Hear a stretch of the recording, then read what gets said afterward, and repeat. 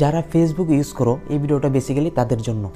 তো অনেক সময় দেখবে যে আমাদের মোবাইল ফোনের যে গ্যালারিটা থাকে সেই গ্যালারির মধ্যে অনেক কিছু আমাদের প্রাইভেট ফটো বা ভিডিওগুলো থাকে, ঠিক আছে, অনেকের থাকতেই পারে। তো সেই ভিডিও ফটোগুলো দেখা যাচ্ছে যে কিছুদিনের মধ্যে মানে অনেক কিছু ভাইরাল হয়ে যাচ্ছে, ঠিক আছে।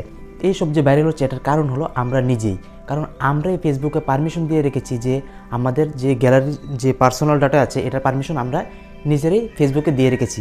তো আজকের এই ভিডিওতে তোমাদেরকে দেখাবো সেই পারমিশনটা কীভাবে রিমুভ করতে হয়।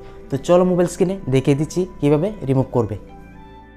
তো এখন আমাদের প্রথমে চলে যেতে হবে ফেসবুকের এই অফিসিয়ালি অ্যাপটাতে। যাওয়ার পর রাইট সাইডে দেখতে পারো এখানে 3 ডট আছে, এই 3 ডটে ক্লিক করতে হবে। তারপর উপরে একটা সেটিংসের অপশন আছে, এই সেটিংসের অপশনটাতে ক্লিক করতে হবে।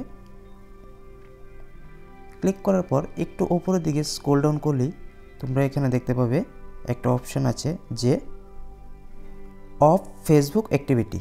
এই অফ ফেসবুক অ্যাক্টিভিটিতে ক্লিক করতে হবে।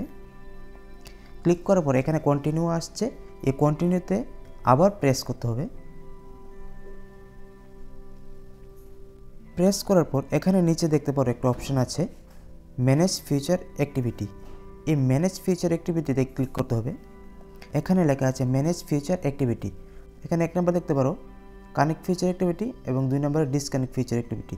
তো আমাদেরকে কী করতে হবে, ডিসকানেক্ট ফিউচার অ্যাক্টিভিটিতে ক্লিক করে নিচে কন্টিনিউতে ক্লিক করতে হবে।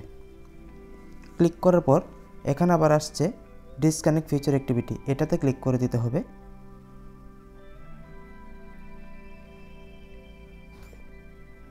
দেওয়ার পর আমাদের কাজ শেষ, এখানে সেটিংসটা কমপ্লিট হয়ে গেছে। তো আমরা এখানে ডান অপশানে ক্লিক করে দেব, বাস আমাদের কাজ কমপ্লিট। তো এরকমভাবে তোমাদের যে মোবাইল ফোনের গ্যালারিটা রয়েছে এই গ্যালারিটাকে সেভ রাখতে পারো এরকমভাবে অপশানটাকে অফ করে দিয়ে। তো ইনফরমেশনটা যদি ভালো লাগে ভিডিওটা শেয়ার করতে হবে। দেখা হচ্ছে অন্য একটা ভিডিওতে, বাই।